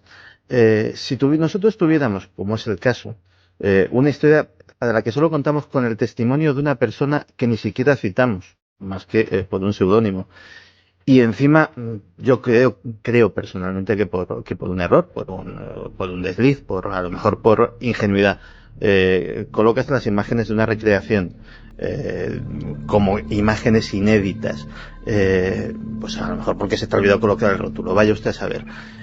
Pues la verdad es que dices, bueno, como profesional de la televisión deja un poquito que desear. Porque efectivamente, ya te lo digo, ¿no? y tú lo sabes mejor que nadie, se han propuesto temas apasionantes, temas que sabíamos que eran o ciertos o si no Evero, Evento Vato, ¿no? Temas que podían haber sido muy interesantes para nuestra audiencia, pero a la hora de decir, bueno, ¿y con qué contamos? No para ilustrarlos, y afortunadamente pues contamos con un equipo de realizadores y con un equipo de profesionales magnífico para poner en escena cualquier cosa, sino para demostrarlo, es decir, para darle, si no por lo menos un toque de 100% de autenticidad, porque en estos temas es muy difícil y de hecho es muy complicado. Nos movemos en un crepúsculo entre luces y tinieblas, en el cual pues muchas veces nos deslizamos a un lado a otro, por lo menos para decir, bueno, esto hay una serie de elementos que presentamos a nuestra audiencia y luego que cada que juzgue, que es lo que siempre hemos intentado. Pues esta historia, en realidad, si se hubiese planteado como un docudrama, como el célebre Alternativa 3, por ejemplo, que también es muy impactante, también incitó a muchos errores. Y también sigue en Internet la gente creyendo en él, cuidado. Efectivamente. Su influencia no cesa. Pero bueno, en cierto sentido se dejó claro por activa y por pasiva durante mucho tiempo que aquello era una obra fundamentalmente de ficción, y que bueno, el que se lo creyera creer como lo de los graciositos estos desaparición de científicos, investigaciones más o menos poco ortodoxas del mundo del espacio. Y que el que se lo quisiera creer, pues como el que hemos citado antes de la gracieta esta de Rumsfeld y de Kissinger, ¿no? Pues ya era su problema, pero se partía de esa base. Pero en este caso, no. Ahora, yendo al fondo de la cuestión, es decir, de lo que se contaba allí, la parte de las ruinas, empiezo a ver que algo de verosimilitud tiene, y desde luego sí que hay estructuras extrañas que mucho, ya te digo que llevan filmándose desde hace mucho tiempo. En ese mismo 1966 hablaba un oyente de una pista de aterrizaje y eso la fotografió la sonda Luna 9, una sonda rusa, en 1966 también, cuando prácticamente unos meses antes que lo de las cúpulas estas de Blair, y es también historia conocida y más o menos antigua. La gran pregunta es si todo puede ser perfectamente natural, Santiago. Claro, el problema es que hasta que no vaya alguien allí y lo toque y le dé con un martillito y vea si eso es una estructura artificial o no. Desde luego hay muchas estructuras raras. Se han tomado fotografías, diferentes misiones lunares, tanto tripuladas como no, de cosas, por ejemplo, que parecen cúpulas translúcidas. Hay una célebre estructura que se llama, que la llaman los aficionados a este tema, el castillo, que es una estructura de enorme complejidad, pero que digámoslo así, que para intentar ponerle un símil, que es como un complejo de estalactitas, de estalactitas de cientos de metros de alto. Hay cosas parecidas en la Tierra, no de ese tamaño, pero hay cosas parecidas. Cualquiera que visite, por ejemplo, el Valle de Ucanca, en las faldas del Teide, verá que hay extraños roques que los llaman allí, con formas absolutamente y la ciudad encantada de Cuenca, imagínate. Efectivamente. Por ejemplo. Y son cosas completamente naturales. Allí, lógicamente, no hay las dos cosas que forman este tipo de historias, que son la actividad volcánica y la erosión, en el caso de la ciudad encantada de Cuenca. Pero quién sabe qué fenómenos telúricos puede haber allí que puedan provocar también cosas que puedan inducir a error. Es un tema complejo. Y lo estamos sondeando, Juan G. Vallejo, en Egipto, a las orillas del Mar Rojo. ¿Tú crees, Juan G., en la posibilidad, por remota que sea, de que Alan Davis u otros informadores, como ahora estos, que han denunciado que hay vestigios de ruinas en la Luna, puedan tener algo de razón? Vamos a ver, yo es que os llevo escuchando y me llevo mordiendo la lengua aquí. Lo sabía. Te conocemos. Estás con los mosquitos en la inmensidad egipcia y mordiéndote la lengua. Estoy en medio del desierto del Sáhara, a 2 metros del Mar Rojo, que fueron las aguas que abrió Moisés, y estoy mordiéndome la lengua que... No sabes cuánto me alegro de tenerte tan lejos. Ten cuidado, no te envenenes. ¡Hala, venga, cuenta! Vamos. Llamemos a las cosas blancas o negras cuando son blancas o negras y marrones cuando son marrones. No seamos maniqueístas. Una cosa es trabajar en televisión y otra cosa es desvariar de formas y maneras que me parece que no vienen al caso. Yo conocí al señor Juan José Benítez, le llamo señor por decirlo de alguna forma. No, hombre, no. Juanjo es un excelente profesional y en mi caso, ídolo personal. Así que, oye, respeto siempre, Juanjo. Su ídolo personal tiene un gran problema, y es que piensa, cuando le suceden ciertas casualidades en la vida, que los de arriba, llámalo como quieras, le facilitan el camino y el paso. Si lo que estoy diciendo te molesta, Iker, lo sé, que te molesta. Pues entonces no lo digas. Perdona, pero la audiencia tiene también derecho a saberlo. Y en sus libros... Pero vamos a ver, Juanje, vamos a ver, seamos serios. Estamos hablando de las ruinas en la luna y no de Juanjo Benítez. Cierto que mencionamos a Juanjo porque en su reportaje... España conoce esto por su reportaje, de acuerdo. Pero hablemos de lo que se cuenta en el reportaje y yo creo que no de la persona, que podíamos hablar de ella si estuviese aquí. Perdona, estoy hablando de la serie, ¿vale? Porque en la serie se refleja esa personalidad, ¿entiendes? Yo no critico a la persona de Juanjo Benítez, que se caga con su vida, lo que quiera, que sea feliz y que venda muchos libros, que escribe genial, que escribe quizás, ya quisiera yo escribir la 10ª parte de lo bien que escribe él, pero el problema es que toda la confusión que da pie a ese documental, no ese documental de la serie, y otros documentales de la serie donde se comenta que la no sé cuánta vez que vino Jesucristo a la Tierra dijo tal... Bueno, pero las ruinas en la luna, Juanje, que es la cuestión, bueno, ¿qué pasa? Vale, Alan Davis, efectivamente, según mis informaciones, conoce a Juan José Benítez y le dice exactamente lo mismo que tengo yo en una cinta de vídeo en casa, que es que efectivamente él está en la isla de Antigua, recibe una serie de imágenes y en esas imágenes hay ruinas que se ven en la luna. Eso es una realidad. Entonces luego Juanjo Benítez, pues bueno, pues en esa serie pues y en ese capítulo, pues digamos que ficciona y por algún error o lo que sea, quizás como decía Santi Camacho, pues bueno, pues pone esa realidad que es una ficción, pero que para Alan Davis pues era una realidad. Y no hay más datos, ¿no, Juan? Es decir, ¿estáis de acuerdo, Santiago y tú, en que de eso no hay más datos, más que un testimonio y quizá este puñado de fotografías? Pero nadie ha visto esas ruinas con ventanas en ninguna fotografía, ningún periodista, ninguno de los que estéis interesados especialmente en el tema lo habéis visto, ¿no? No. Todo lo que... Pero perdona, fíjate qué testimonio. O sea, el de un señor que ha trabajado en el proyecto Apolo desde el principio y que está en la isla antigua y que lo comenta y que bueno, que te digo que habría que verificar si eso realmente es cierto del todo, ¿no? Hombre, a lo mejor es ya, dándole vuelta a la tortilla, a lo mejor Alan Davis engañó a toda la gente de Sevilla. Él trabajaba realmente con ITT en la Expo y engañó a José Luis Hermida, engañó a Pepa Márquez, que era otra periodista que le conoció, la que le contó la misma historia, engañó a Juan José Benítez. Vete a saber, vete a saber. La historia sucede en Sevilla y sucede de esa forma. Eso sí que no tiene vuelta de hoja porque la conozco por varios lados y lo puedo confirmar y hablar con las personas que le ¿Y qué opinas del detalle de que Santiago Camacho, por ejemplo, tenga libros de los años 70 donde lo que se dibuja como ruinas sí que coincide con lo que ahora están no Alan Davis, sino, digamos, seguidores en su filosofía, presentándola como fotografías? Que quizá haya algo de verdad, algo, no sé qué, pero algo o no. Hombre, yo es que opino que dentro del tema este de la luna, como os voy a decir antes a Santi, estoy de acuerdo con él al 120%. O sea, yo estoy convencido de que estuvieron en la luna, pero las fotos son muy anómalas. ¿Cómo es posible que una nave, en un alunizaje en la que supuestamente se levantó una gran cantidad de polvo y además con una gravedad prácticamente cero, pues no tenga ni una mota de polvo cuando se la fotografía? O sea, hay una serie de fotos porque... Nos estaban mandando además un vídeo a través del correo electrónico que yo no había visto antes, y es como va el astronauta descendiendo, ¿no?, para pisar la superficie lunar y de repente por detrás se cae un foco y sale toda la gente para ponerlo y para colocarlo. Hay muchas teorías, pero hablando de lo que son las ruinas, hay mucha teoría, mucha historia, muchas fotografías que dicen que se ve algo. ¿Creéis que hay un mínimo resorte certero para pensar que realmente... Porque vamos a ver... Yo no sé personalmente si no. ¿Estáis conmigo o no? No lo sé. Yo es que aquí... vamos a ver, no hemos vuelto a la luna y la gente argumenta y se argumentaba en ese documental y otros seguidores lo hacen porque había realmente algo que no se podía ver. ¿Creéis que es posible? O sea, los rusos lo hubieran visto también. Pero hay que, con sondas muy próximas, ¿no? Hay que pensar también una cosa. O sea, el ir a la luna no era una misión científica en sí. Era un propósito político. Es que había que llegar a la luna antes que los rusos. Estaba en juego no solamente el honor de una nación, sino de todo un bloque de pensamiento que dividía en aquel momento el mundo, que era el comunismo y otro el capitalismo, y Estados Unidos a la cabeza. Y hay que ver la llegada del hombre a la luna desde esa perspectiva. De ahí, por ejemplo, que cuando dice Santi, me parece muy sensato, o sea, si van a la luna y las fotos no salen, el tipo llevaba una Leica puesta como en el pectoral, pero no podía ni encuadrar ni nada, y los encuadres son perfectos. O sea, cámara, para quien no lo sepa, una Hasselblad, una Hasselblad.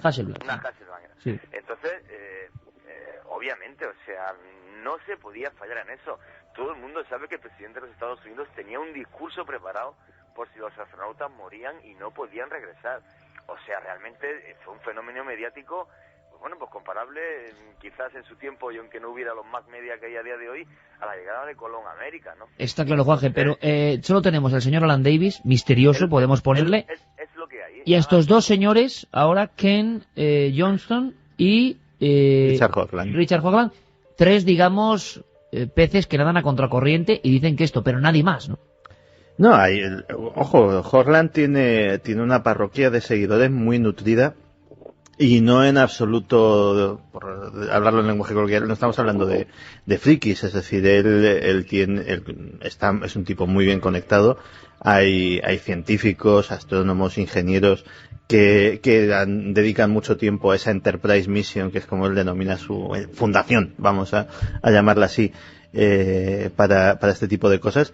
Y que sí que jalean sus teorías y aportan trabajo. Es decir, no, digamos que él es la cabeza, pero él es la cabeza de un equipo de gente bastante nutrido, ¿eh? Lo que queríamos esta noche es poner lo que hay, lo que no hay. Esta es la noticia, las fotografías. Juanje, y brevemente, por favor, porque ahora vamos a ver otra cosa, también en un esbozo, pero que parece muy interesante y que nos conecta con el pasado. Y Santiago, también tu opinión.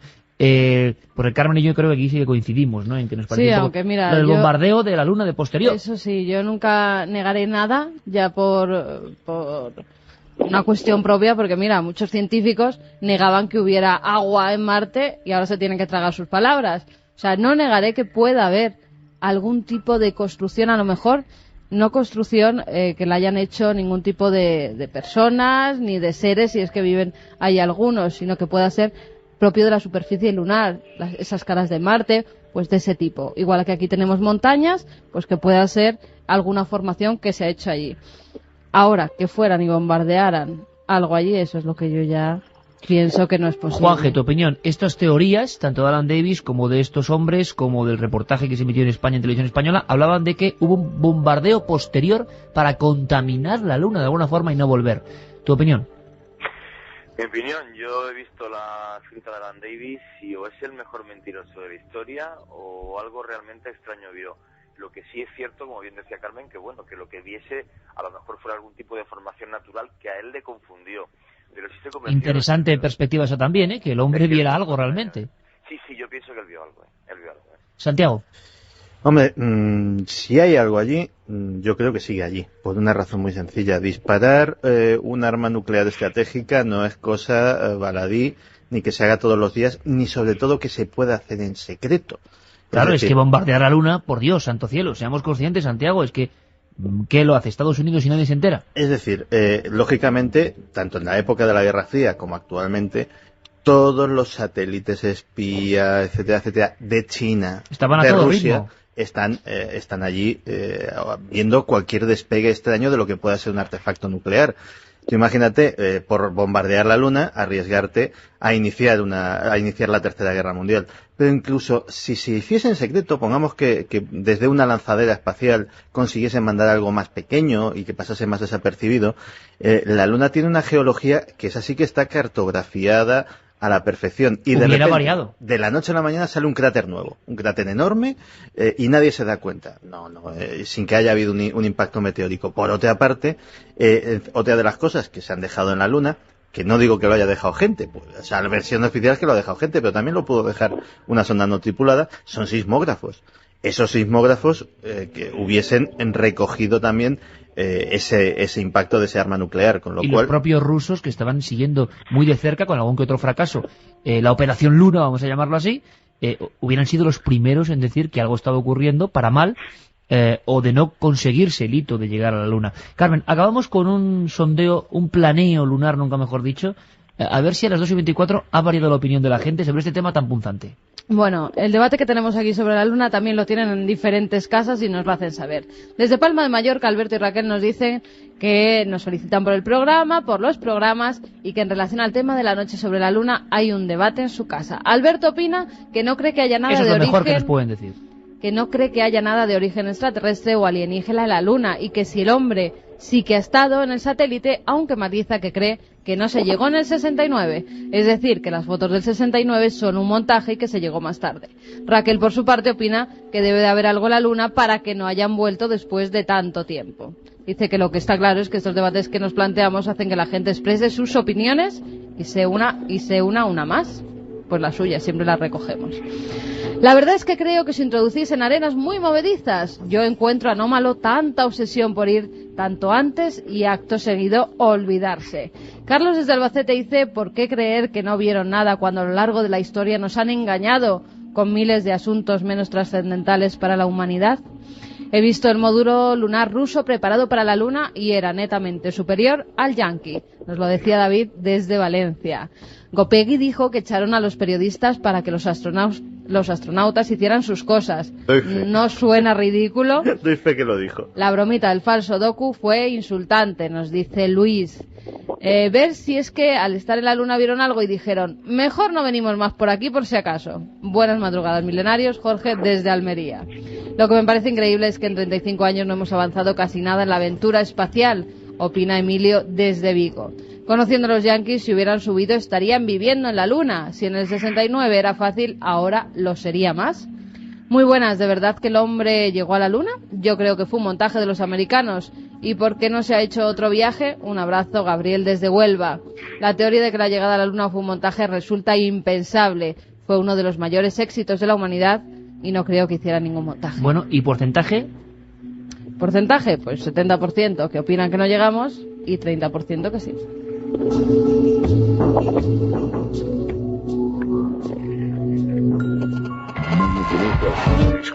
Manda un SMS al 7640. Escribe la palabra milenio, espacio y lo que nos quieras contar. Comentaristas de Milenio 3. Sabemos que siempre hay alguien al otro lado.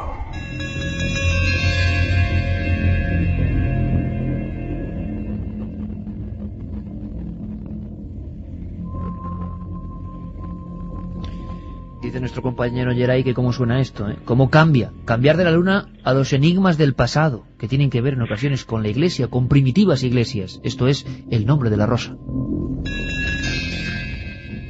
Y es que Juan G. Vallejo, si no está ya devorado por los gigantescos mosquitos de la zona del Mar Rojo, todavía puede contarnos algo, Juan G. Por lo menos un esbozo. Creo que estás muy cerca de algunos monasterios, de los primeros realmente que se hicieron. Y no solo eso. Me gustaría simplemente, aunque fuera breve, porque vas a seguir investigando, que nos cuentes algo que es emocionante. Persigues algo, persigues llegar a una puerta, persigues llegar a un lugar que allí llaman Puerta de la Profecía. Y como creo que en España nadie ha contado nada de esto, me gustaría que supiésemos algo más.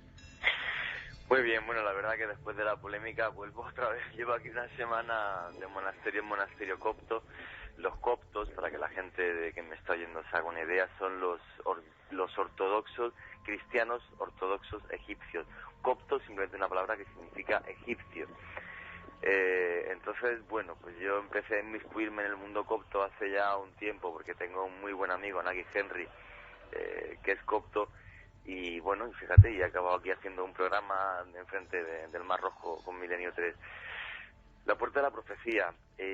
Hay un lugar sagrado para los antiguos egipcios que se llamaba Natrum. En árabe oía Wadi Natrum, y era sagrado porque en él se extraían las sales del Natrum, que eran las sales con las que se podían momificar y se podía hacer que el cadáver de un hombre y su alma pues pasaran luego después al más allá. En ese lugar, en ese oasis donde había Natrum y donde sigue habiendo Natrum, hay una serie de monasterios. Uno de ellos es el de An Bishoy y otro de ellos, que es el más curioso, con diferencia que data sus orígenes del siglo IV, es el monasterio del Sorián.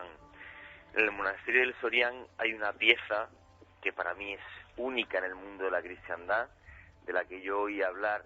Creo que es la primera vez, y si alguien sabe lo contrario que me corrijan, que en un medio de comunicación español se habla de esta puerta, conocida por el pueblo copto como la Puerta de los Símbolos o Puerta de la Profecía, donde dos ascetas venidos de Siria tienen una visión de lo que es la historia de la cristiandad y la historia del mundo. La puerta, que data del siglo IX, se construye entre el año 913 y 914, siglo X, perdón, para que la gente se haga una idea, está en el altar principal de la iglesia del Sorián en Wadi Natrum, mide como unos 2,30 metros de alto, tiene como unos 4,5 metros más o menos de ancho, y hay toda una serie de cuadros en ella divididos en los cuadros. En el fondo lo que hacen es formar 7 etapas. Una primera etapa donde aparece Jesucristo, la Virgen y algunos apóstoles, que es el principio y el comienzo de la cristiandad. Una segunda etapa donde unas cruces de marfil se van formando de una forma más o menos imperfecta, rodeada por unos círculos, que lo que simboliza es la expansión del cristianismo y de la iglesia, y los círculos que le rodean de un color mucho más oscuro, la cantidad de mártires que eso costó y de gente que murió. El tercer recuadro, lo que se ve es una división de la iglesia en seis. No, perdón, lo tengo delante de la chuleta porque si no es que no lo veo, porque no tengo ninguna luz. Lo que se ve en el tercer cuadro exactamente es la división de la iglesia en 6 tronos. Debido a una decisión política más que religiosa en sí, luego si queréis os la comento, después del concilio de Nicea, el concilio de Éfeso y en Calcedonia, las iglesias se separan en 6 tronos porque Roma quiere tener todo el poder, y las iglesias de Oriente, que son las más antiguas, se disgustan con el Papa León y se crean todos los tronos. Luego, la siguiente etapa, lo que sería la cuarta etapa, es una cruz, que es lo que correspondería al presente de los 2 ascetas que hicieron la puerta. Se ve una cruz de marfil con unos detalles por fuera que son flores que representan al Islam, flores sagradas para el Islam, y una media luna que va rodeando a 4 medias lunas, para ser exacto, que rodean la cruz, haciendo que el Islam se convierta en una religión tan poderosa como el cristianismo. El siguiente recuadro, que sería exactamente... Este da un poco de miedo, ¿eh? El quinto recuadro sí da miedo. El quinto recuadro es el que da miedo, efectivamente. El quinto recuadro, que es el futuro a partir de ese siglo X, se habla de que hay una propagación de teorías herejes y un recobramiento de lo que sería el antiguo animismo. Las cruces se ven muy imperfectas y en medio una esvástica. Aparecen 6 esvásticas porque esa forma pagana, que se puede ver como la cruz de Adolf Hitler y como la Segunda Guerra Mundial, afecta a toda la cristiandad, a las 6 iglesias, como realmente sucede en la Segunda Guerra Mundial. El siguiente recuadro, lo que podemos ver es otra vez las cruces formadas, unas cruces formadas, pero la división en vez de en 6 es en muchas más. Entonces lo que representa ese recuadro, que es en el que estaríamos en la actualidad, es que la iglesia y el cristianismo, hay una debilidad en la fe cristiana y se crean muchas más iglesias, que es lo que está sucediendo. Yo lo he visto perfectamente en América Latina, como los evangelistas o otra serie de sectas surgen, y los tronos en esos principios 6 se hacen mucho más, y es lo que está pasando hoy día, que me parece, y te aseguro, Iker, que pone los pelos de punta. Y la séptima, Juanje, estamos todos conteniendo la respiración. Y la séptima y última representa el fin del mundo, la llegada de Jesucristo, y la que todas las iglesias volverán a unirse. El fin del mundo. ¿Cuándo será? No lo sabemos.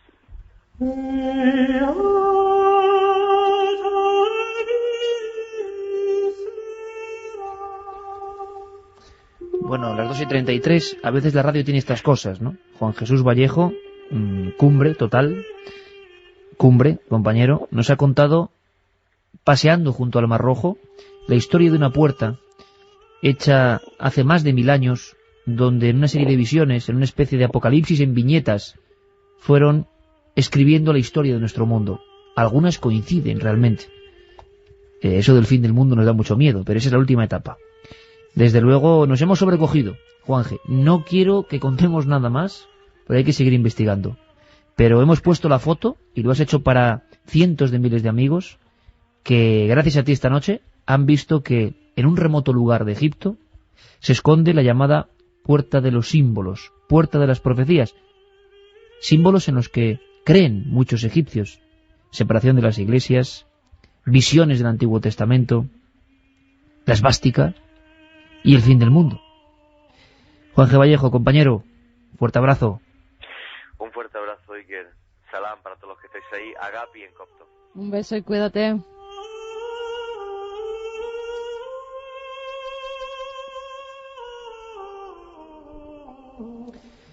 Yo me quedo impresionado, chicos.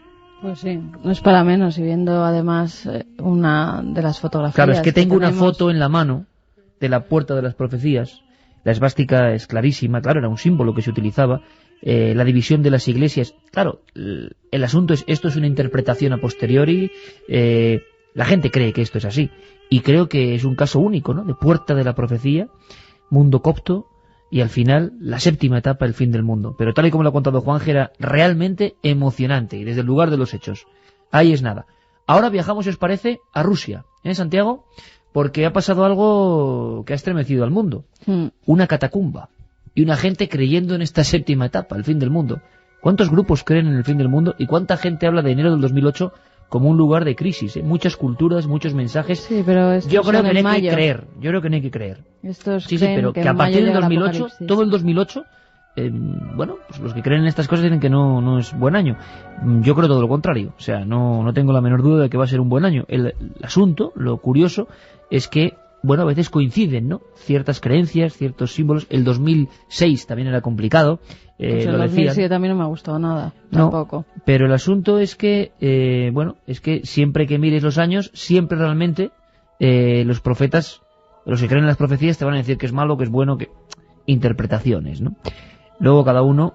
Pero el asunto de esta puerta es tan inquietante casi como el de la secta que espera el fin del mundo. Ahora mismo, a esta misma hora, están ahí en una catacumba y, por supuesto, vamos de Egipto a Rusia para que Rodrigo Fernández, nuestro compañero de la cadena SER allí, nos dé la última hora. ¿Qué está pasando con esa gente que está convencida y que dice que se va a matar allí prácticamente cuando llegue el arrebatamiento del fin del mundo?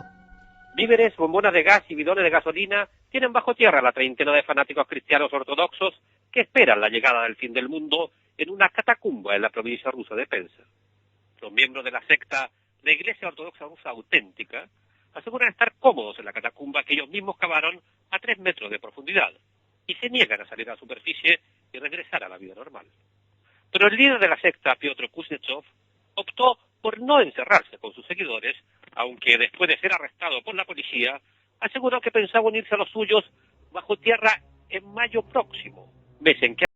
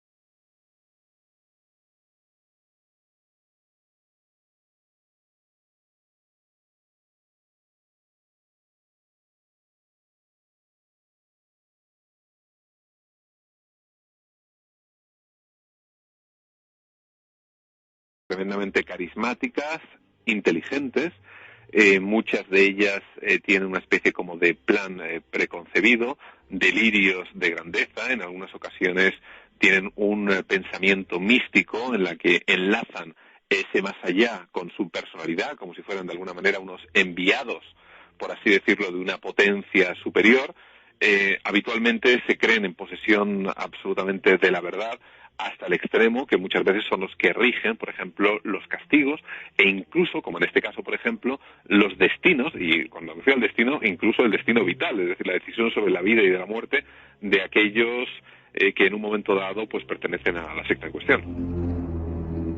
Y un detalle más, el aislamiento es fundamental para que luego empiece el delirio. Los casos dramáticos han empezado por aislar del exterior a la comunidad. Aislamiento como elemento clave en lo que puede ser un drama. O sea, evidentemente, si están juntos en un lugar subterráneo, imagino yo que será para protegerse. Sin embargo, desde el punto de vista psicológico, el líder, evidentemente, que suelen ser personas además con unos conocimientos de psicología, ya sean adquiridos a través del estudio o bien de forma natural, saben muy bien lo que hacen, ese aislamiento del resto de la sociedad los hace totalmente impermeables a las propias familias que quieran rescatarles, desde el punto de vista psicológico y físico incluso, les hace impermeables a las noticias que vengan del exterior y a cualquier crítica que en un momento dado también pudieran tener de lo que, para que pudieran, que te digo yo, un punto de cordura, un punto de realidad. Yo imagino que la excusa puede ser que evidentemente se le haya vendido a los miembros de la secta como para protegerse, pero que en la realidad lo que se está pretendiendo es un aislamiento. Esto no suena, chicos, a otras historias, desgraciadamente. Tipo, esto suena, tiene tu fillo a Waco, ¿eh? Sí. Además, es que sobre todo es que hay niños. Es que hay 4 niños en esa secta. Hay 4 niños a los que, si no rescatan de allí en mayo, pues posiblemente no lleguen a una edad adulta. Parece ser que son muy radicales. Parece ser que solo respiran a través de 6 chimeneas que han abierto desde las profundidades. Yo he podido ver esas imágenes porque para la televisión nos llegaban imágenes grabadas allí in situ y veías como de esas chimeneas, que ahora ya está todo nevado y simplemente tenían que quitar incluso las fuerzas de seguridad la nieve que había encima para que esas personas pudieran respirar, y ves cómo de allí sale el humo con el que las Pero cocinas lo quitaban que los tienen del exterior, leche. o sea, ellos lo si quitaban no, los se del mueren. exterior, claro, es que están a bajo cero, están completamente nevados y solamente tienen 6 respiradores. Han acumulado 4 toneladas de comida para estar allí recluidos hasta mayo de 2008 y esperan que en marzo llegue el anticristo. Eso es lo que ha dicho tanto su líder como la gente que ha hablado desde las profundidades, desde las cavernas en las que están sumergidos. Bueno, yo espero que las autoridades rusas sepan cómo manejar este asunto, porque tienen precedentes ellos mismos muy malos, como puede ser el Teatro Dubrovka, la masacre donde el remedio casi fue peor que la enfermedad. La masacre del colegio de Beslan. Las fuerzas del orden rusas no se han caracterizado por tener mucha mano izquierda para estas cosas. Y de hecho, el patrón se ha repetido en la historia muchas veces. 1978, Templo del Pueblo, en Guyana. Interviene la autoridad, en este caso en forma de la visita del congresista Leo Ryan. El congresista y todos sus séquitos son asesinados y luego 900 personas se inmolan. Templo de los Davidianos, en Waco, Texas. En este caso interviene la Oficina de Alcohol, Tabaco y Armas de Fuego, porque detectan que hay una actividad que es ilegal en el estado de Texas, que es convertir armas semiautomáticas en automáticas. Las armas semiautomáticas son legales en Texas, pero las automáticas, las ametralladoras, hablando en Guayana, están prohibidas, y lo que empieza siendo una redada rutinaria se convierte también en una masacre sin precedentes. Y ojalá tengan en cuenta estos precedentes y sepan que, por ejemplo, mientras tengan ellos al líder, digamos que esa bomba no tiene la espoleta todavía. Es decir, es precisamente esa la persona clave que tiene poder sobre vida y sobre muerte sobre sus seguidores. Ellos tienen la ventaja que no tuvieron en Waco, que no tuvieron en Guyana, de tener ese material explosivo humano que está ahí concentrado sin el detonador. El detonador lo tienen en su poder. Mientras sea así, mientras no les permitan comunicarse, mientras no les permitan estar allí, no se atreverán a hacer nada. Es casi, no se puede pontificar porque mañana resulta que salen las noticias que se han suicidado todos, pero cogiendo como precedentes los casos anteriores, hay más probabilidades de que la cosa se mantenga estable mientras el líder esté separado de su grupo que no volviéndolos a juntar. Es que han dicho que si intentan algo, que directamente se queman a lo bonzo todos, si intentan rescatarlos de allí. Han amenazado a la policía e incluso ya no permiten grabar a ningún medio de comunicación, ya no permite que los periodistas estén por la zona. Esa es la historia, la noticia. Seguiremos muy atentamente cualquier detalle novedoso porque es la mente humana y sus misterios. Las sectas que buscan el fin del mundo. En el siglo IX ya lo pintaban, ¿no? O lo esmaltaban en esa puerta de la profecía. No hemos cambiado mucho, por desgracia. Y bueno, ¿qué deciros de la Ouija? ¿Y qué deciros del pánico? Sobre todo en algunos lugares, Colombia está siendo muy afectada por oleadas. Seguimos hablando de la mente humana y de sus diablos y sus fantasmas por casos estremecedores. Psicólogos, exorcistas, chicas muy jóvenes, todo en un cóctel que da miedo porque está pasando. Y si está pasando, hay que contarlo. Hace esta crónica con documentos interesantísimos de lo que ocurre ahora mismo nuestro compañero Carlos Largo.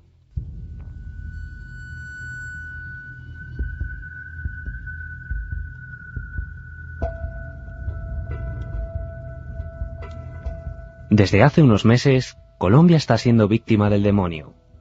Casualidades o no, lo cierto es que en periodos muy cortos de tiempo, el país ha vivido extraños y similares casos de niñas poseídas por espíritus infernales, tras jugar a la Ouija en regiones muy distantes entre sí. Hace tan solo 7 días, recibíamos la noticia de la maldición de varias mujeres de entre 14 y 25 años en la región de Betulia, Sucre. Todo comenzaba así. Hubo una niña que cayó poseída por un espíritu, pero la gente de la comunidad pensaba que era espíritu de nervios. Pero a los 3 días cayeron 2 más y a los días siguientes cayó una más y fueron cayendo una hasta completar 8. Fueron 8 niñas poseídas por espíritus malignos, los cuales la gente estaba mirada y ellos pedían ayuda. Estaban agresivas, decían cosas horribles, maldecían, trataban de pegarle a las personas que se le acercaban y si le acercaban un rosario lo partían y salían con cañas a pegarle a la gente y la gente salía corriendo. Poco a poco la agresividad de las chicas poseídas fue en aumento y los habitantes de la población colombiana bajo el mando de Luis Guillermo Hernández, docente de la Renovación Católica Carismática, se vieron obligados a tomar decisiones de manera muy urgente. Había que acabar con el dolor de las muchachas. Había niñas de 15, de 18 y de 22 años. El más grave lo tenía una niña que se llama Vanessa Martínez, que ella, tuvimos que agarrarla entre 10 para hacerle el exorcismo. Con ella era tanta la fuerza. Entonces yo busqué un grupo de servidores y con la ayuda de un sacerdote las metimos en la capilla Santo Domingo de Guzmán. Duró 4 horas la liberación. Y una de las niñas se abalanzó, eso fue el caso, se abalanzó contra el sacerdote a pegarle. Pero como los servidores tenemos autoridad para reprender esta clase de espíritu, esta clase de demonio cayó al suelo privado. La tragedia ya ha pasado. El proceso de liberación de las mujeres dio resultados positivos, pero las consecuencias de la fuerza con la que fueron poseídas ha dejado algunas secuelas en ellas. El estado actual de las muchachas, hay 6 niñas completamente bien, pero 2 no han quedado con lesiones de nervio, de miedo, se encuentran como muy maltratadas. Ella dice que los espíritus cuando se le metían unos por los pies, otros por los ojos, sentían una fuerza grande en el estómago y las hacía gritar, convulsionar y decía cosas. Y habían 2 niñas que hablaban como hombres, no como, le cambió el hablado en ese momento. Pero el caso de Betulia no ha sido el único ocurrido en Colombia este año. Hace escasos días, a principios del mes de noviembre, 9 niñas de la región de Tolima cayeron enfermas tras jugar a la Ouija en su colegio. Andrés Restrepo, redactor del periódico Tolima 7 Días, nos relataba así lo sucedido. Pero misteriosamente, el día 8 de noviembre, una de las niñas empezó a convulsionar en el salón de clase. Inmediatamente las compañeras la acogieron, la cargaron. La niña, a pesar de medir solo 1,60 y ser de una contextura liviana, tenía una fuerza sobrenatural, decían las mismas compañeras.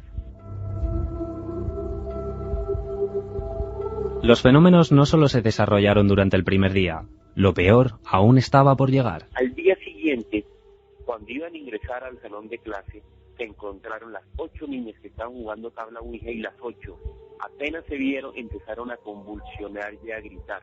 Ese fue el espanto, nos decía el profesor del rector del colegio. Empezaron a correr los niños, todo el mundo no sabía qué hacer, entre los profesores como pudieron, cogieron a las muchachas y las llevaron al hospital El Rey.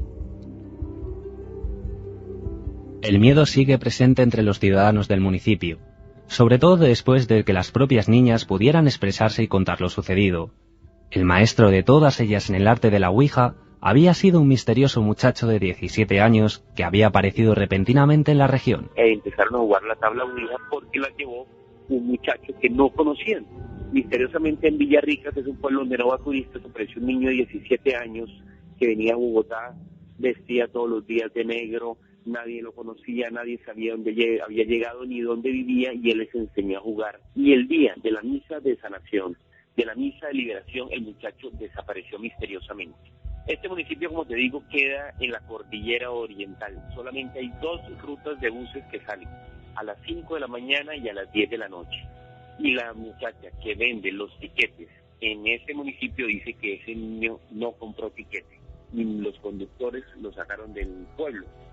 Y el día de la misa, vuelvo y te repito, desapareció misteriosamente este muchacho.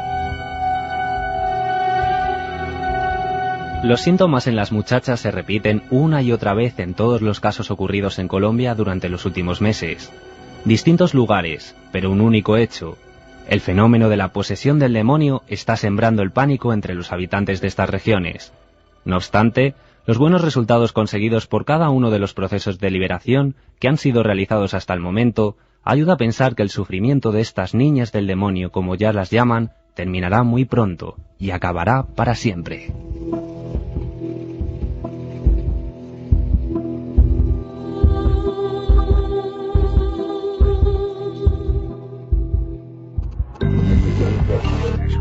Manda un SMS al 7640. Escribe la palabra milenio, espacio y lo que nos quieras contar. Comentaristas de Milenio 3. Sabemos que siempre hay alguien al otro lado.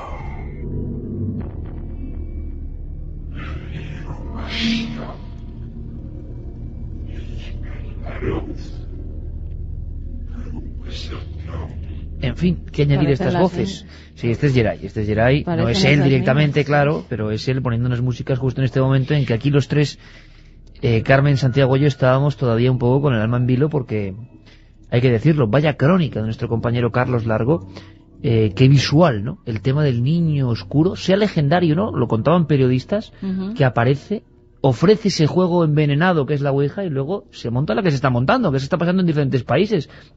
Desde hace un año a esta parte hemos hablado de esas histerias colectivas que se han provocado siempre, casi siempre en niñas, en estos lugares rurales de la América profunda, hay que decirlo así. Algunas incluso recordamos que tenían paralizados los miembros. Había familiares que las sacaban de los colegios a rastras, directamente cogiéndolas de los hombros porque no podía mover sus piernas, y los médicos no daban con la causa de por qué se había producido esa rigidez, ¿no? en algunos de sus miembros, sobre todo en las piernas, en los miembros inferiores. Parece que es todo debido a una histeria colectiva. Están en unas edades complicadas, entre 13 y 15 años, siempre que ha habido algún fenómeno paranormal, en muchas de las ocasiones ha habido un adolescente de por medio. Muchas de ellas han estado jugando o mal jugando con la ouija, les aterran diversas cosas que pasan con ese tablero y pues se obsesionan e incluso llegan a creer más si alguien les estaba comentando historias sobre demonios, sobre espíritus. Claro, la pregunta es ¿quién es ese inductor? Claro, es que... ¿Quién es ese muchacho que aquí en Colombia muestran como vestido de negro? desde luego nos ha parecido muy sorprendente, sobrecogedor, Santiago. Bueno, es que comentaba nuestro interlocutor que el muchacho venía de Bogotá, ¿verdad? Es que Bogotá tiene sus cosas. Fíjate que hablábamos hace una semana, de vampiros. Y se me quedó a mí una historia por comentar. Perdona un minuto, Santi. Lo que hablábamos de vampiros, el líder de esa secta, ahora lo que ha hecho, fíjate hasta dónde llega su locura, es afilarse los colmillos para parecerse todavía más a Drácula. Pues fíjate que lo que tenía que comentar es que en Bogotá, concretamente, en 2002 surgió una fiebre similar, pero en este caso ya que se llegaba a hacer atracos a mano armada a bancos de sangre, que eso ya más de película no puede ser, e incluso asaltos callejeros, pistola en mano, para a una joven, a un muchacho, abrirle un corte en la muñeca izquierda, no me preguntes por qué, pero siempre a la izquierda, y la banda botar de ahí directamente la sangre que emanaba, ¿no? Era un síntoma de que era lo que iba con esta ilustración, de que el ambiente de los góticos, de muchos de ellos, es un movimiento, es una tribu urbana juvenil tan válida como cualquier otra, pero en la que muchas veces pues sí que se pueden infiltrar personajes vinculados al satanismo, personajes como el líder de esta secta de vampiros, que aprovechan su estética más o menos oscura para encandilar a nuevos seguidores. Y en Bogotá en concreto sí hay un núcleo importante de esta tendencia, con lo cual no me extrañaría nada que este inductor pues procediera de allí. El muchacho vestido de negro, trayendo la ouija, desde luego vaya elemento, vaya icono sugerente, y hay que decirlo, y que también aterra. Y esto está expandiéndose como una leyenda urbana, pero que es real. Los casos son totalmente reales. Acabamos, si te parece, con un pupurrí de noticias de lo más interesante, Carmen. Hay algunas que han llegado esta semana a la redacción. La semana que viene seguiremos con nuestro compañero Nacho Ares, con la ciencia, con un montón de cosas que se nos quedan ahora en el tintero. Como siempre nos pasa, esta era una noche muy especial, un dossier sobre la Luna y sus ruinas y otras muchísimas cosas que estáis viendo y sintiendo y escuchando. Pero, por ejemplo, recuerdo que en Lugo, José de Cora, un gran antropólogo y periodista, nos hablaba de ermitas donde iban mujeres que vomitaban lo que era bolas de pelo. Y lo hacían porque hay una historia con la histeria, nunca mejor dicho, en la cual la persona se cree endemoniada y se come su propio pelo y se va formando una inmensa bola. Bueno, ahora ha habido alguien, Carmen, en titulares simplemente 5 kilos.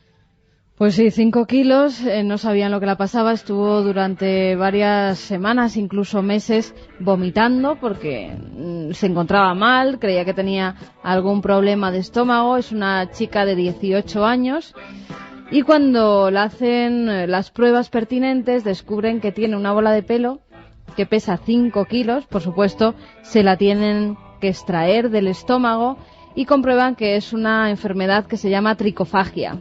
Tricofagia. Que es que compulsivamente ellas se comen su propio pelo. Por nervios. O incluso el pelo de la gente que hay. Tú imagínate, estás durmiendo o está durmiendo con su pareja y por la noche se comía el pelo. Tricofagia. O sea, madre mía. Terrible, como para no pegar ojo, vamos. Oye, un escorpión gigantesco, un escorpión antiquísimo. Yo creo que es increíble imaginar a este ser poblando la Tierra, ¿no? Hace un par de millones de años. Un escorpión casi más grande que un coche. Sí, sí, demoníaco, esa expresión. Te ha salido del alma. Te ha salido del alma, Santiago. Un escorpión gigante ha sido descubierto en Alemania. Son los restos que creen que pudo medir unos 2,5 metros. Escorpión de 2 metros, vaya pedazo de alacrán. No tiene una datación exacta, pero se calcula que vivió hace entre 450 y 250 millones de años. La están estudiando porque creen que en aquella época es un escorpión marino todos los escorpiones de su especie eran de este tamaño. He dicho yo un par de millones de años. Más descomunales. Me refería a un par de centenares de millones de años. Oye, mucha gente que nos pregunta, Carmen, hay muchísimos mensajes, seguiremos la semana que viene con una gran sorpresa, hay una cosa muy bonita la próxima semana, el viernes. Nos vemos en Cuarto Milenio, 23:15, hay una cosa preciosa que es la Cueva de Salamanca y muchas cosas más. Vais a ver cosas que nunca se han visto mañana en la tele en Cuarto Milenio, pero que la gente dice, ¿por qué no firmamos, por ejemplo, ayer en Vitoria? Les mandamos un fuerte abrazo, pero claro, 5.000 personas era imposible por una cosa. Antes podíamos hacerlo, lo digo muy rápido, cuando era el programa viernes y domingo. Ya nos empieza a costar mucho, porque si no es que no llegamos, no estaríamos despiertos, parecemos zombies hoy. La nave del misterio también tiene que despegar los sábados. Claro. Y tenemos que estar en Madrid, entonces si estamos hasta las 9 de la mañana con la gente, que es lo que quisiéramos, pues no podríamos hacer. Pero lo haremos de alguna forma. Sábados. La Feria del Libro será una buena forma para hacerlo. Carmen, que genial, me ha gustado mucho el programa. Carlos Largo, Geray, encantado de estar con vosotros una noche de tertulia más, y Santiago, como siempre, que hemos disfrutado. Claro que sí. Hasta la próxima. Sed felices.